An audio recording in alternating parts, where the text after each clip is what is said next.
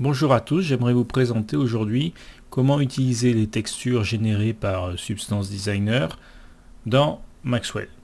Alors, Substance Designer est un logiciel développé par Allegorithmic, une société française basée à Clermont-Ferrand, qui permet d'utiliser des procédurales et sous forme de nodes qu'on vient additionner les uns aux autres pour créer tout type de texture.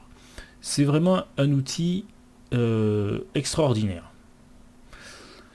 Je dis parfois durant les formations, il y a des logiciels qui sauvent des vies des graphistes et je pense que Substance en fait partie. Depuis la version 6, on peut également venir scanner des matériaux et les inclure dans Substance au lieu de devoir les créer tout à la main sous forme nodale. C'est vraiment un super outil, quoi. Alors, dans la gamme algorithmique, pour aller vite, il y a deux produits principaux. Donc, il y a Substance Designer qui permet donc d'assembler des procédurales pour créer nos textures. Et puis, il y a Substance Painter qui permet de venir sur des modèles, de venir plaquer les textures qu'on aurait créées, les matériaux plus exactement qu'on aurait créés avec Substance Designer, mais aussi il y a un système de particules qui permet de venir faire par exemple couler de la graisse, faire des éclats comme si on tirait sur notre modèle, enfin vraiment un outil assez incroyable. Et je vous conseille d'y jeter un œil parce que ça fait vraiment gagner beaucoup de temps. Il y a des versions de démo, il y a dans le Learn, la Substance Academy, il y a des tutoriaux qui sont super bien foutus. Donc n'hésitez pas à télécharger la version démo et à essayer cet outil. En ce qui concerne la texture que j'aimerais créer aujourd'hui. Donc on va partir d'une texture de base dans Substance. Donc pour créer une texture de base, on crée un graphe. Et nous, par rapport à Maxwell, on va utiliser celui-là, Physically Based Metallic Roughness. Il va nous sortir une base color, donc notre côté diffus, une normale, map, une carte de rugosité, un masque qui nous dit là où je suis métallique, là où je suis pas métallique, et un displacement, en gros, une carte qu'on va utiliser pour faire du displacement. Donc là, j'ai créé, alors ça je le vire, je vous montrerai après. Donc le système est comme ça. Là, j'ai ma base color, c'est mon nœud de sortie, c'est ce que je récupère en sortie, ma normal map, ma rugosité, mon aspect métallique, mon displacement. Et je viens ici à l'aide de générateurs, donc de générateurs soit de choses un peu aléatoires comme ça, voilà, un dirt. Je viens piocher dans cette bibliothèque de procédurales toutes créées des effets dont j'ai envie. Voilà, du scratch pour faire du métallique. Et bien sûr, là, je peux faire varier ça. Il y a des endroits où j'ai un petit peu plus de paramètres que ça. Voilà. D'accord. Donc ça, c'est tout ce qui est un peu chaotique. Et après, j'ai des trucs un peu plus organisés. Donc voilà, des shakers, des trucs pour faire des briques, des fibres. Le but du jeu étant... Alors j'ai fait des choses très simples, mais le but du jeu étant plutôt d'assembler, de prendre, par exemple si je vais dans Noise, de prendre ça, dire ok, j'ai ça comme ça, et là j'ai des outils pour venir blender, et je veux le mélanger avec quelque chose qui serait comme ça. Tac. Alors je trouve par exemple que ça c'est trop gros, hop, je viens là, je mets un outil, une transformation. Voilà. Enfin, vous voyez un peu le système, quoi. Hein. Procédural, qu'on assemble, tac, tac, et puis on va en sortie, on dit je veux ça en sortie. Ok. Là, dans notre matériau, imaginons, alors j'efface un peu tout ça.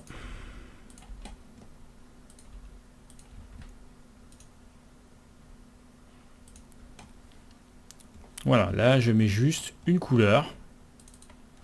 Et donc ça va me sortir une espèce de plastique, plastique brillant ou une peinture laquée. D'accord? Donc ça, c'est la base de mon matériau. Ok? Une couleur. Après, j'ai mis ici, donc j'utilise cette grunge map. D'accord? Et il y a un outil qui me permet de faire directement une normal map que je connecte à mon output de normal. Donc là maintenant, hop, j'ai appliqué sur ce matériau une normal map. Ok. Après ici j'ai pris quoi? Une autre grunge map que je vais appliquer à la rugosité. Donc là, maintenant j'ai la rugosité qui varie sur mon matériau. D'accord? Je vais l'enlever ça temporairement. Là, j'ai un checker et je vais le mettre sur ma carte métallique, ma sortie métallique. Donc ça me dit où c'est que je veux du métallique ou je veux pas du métallique. Donc là, voilà, j'ai quelque chose de métallique et là, je reste sur mon aspect plastique. D'accord? On le voit bien. Ok. Je vais remettre ma rugosité de surface. Voilà, donc là maintenant, mon aspect métallique varie en fonction de la rugosité de surface. Et je vais mettre en high, donc un displacement. Alors, il faut que je réactive ambient occlusion. Voilà. Donc là, j'ai mon displacement qui apparaît. Petite chose, s'il n'apparaît pas, c'est que ici, vous n'êtes pas en tessellation. Donc il faut ici venir là et choisir tessellation. Ok. Et ici, j'ai rajouté ici un nœud d'ambient occlusion. Donc pour ajouter ce nœud qui n'est pas présent par défaut, c'est ici, output. Donc il vous crée un nœud de sortie. Et là, donc quand vous sélectionnez output, vous avez attribut, item, vous ajoutez un item et vous lui dites je veux rajouter l'ambient occlusion. Donc ça va rajouter ce nœud d'ambient occlusion qui permet d'avoir quelque chose, un peu plus de relief. Alors là je vais le désactiver. Voilà, un petit peu plus de profondeur dans ma visualisation ici. Et il m'arrive aussi parfois de rajouter un autre output specular level qui me permet de venir dire quelle est ma brillance, donc ici là, sur ma partie plastique. D'accord? Donc ça des fois ça m'aide, mais c'est pas tout le temps. Une fois qu'on a créé nos nœuds de sortie, clic droit ici, export outputs at bitmap. Et là ça va nous générer toutes ces textures. Alors, on va retrouver donc la normal map. Ça, c'est un nœud qui ne sert à rien. Voilà, la rugosité de surface. La couleur de base. Alors là, c'est un aplat. Mais je peux bien entendu, là j'ai fait un aplat, mais je peux bien entendu créer des choses beaucoup plus compliquées en rajoutant ici par exemple une couleur. Un nœud ici de blending. Mélanger les deux. Prendre ici, je sais pas, celle-là, c'est laquelle?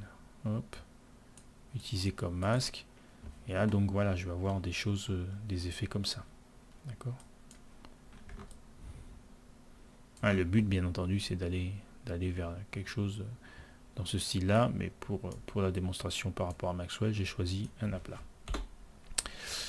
Une fois que j'ai créé donc toutes ces textures, je peux aller dans Maxwell pour les charger dans Studio et créer mon matériau.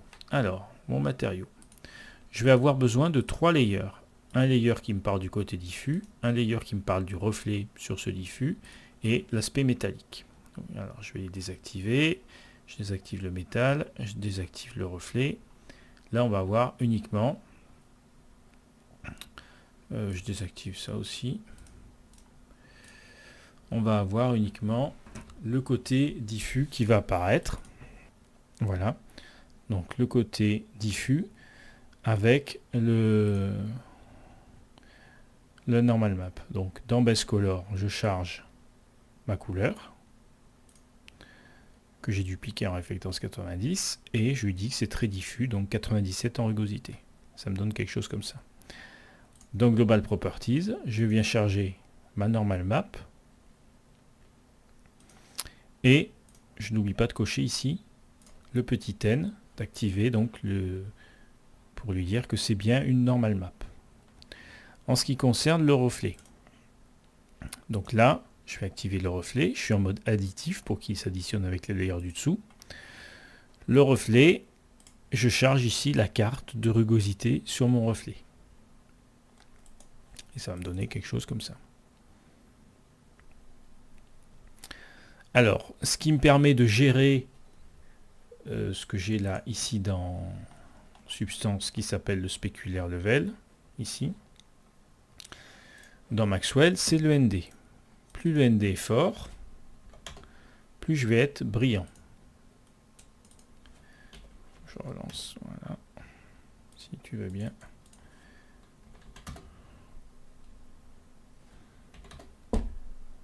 Voilà, donc plus je monte, plus je suis brillant. À l'inverse, plus je diminue, moins je vais être réflectif. D'accord? Donc c'est comme ça que je vais pouvoir gérer mon côté, mon spéculaire, ma brillance.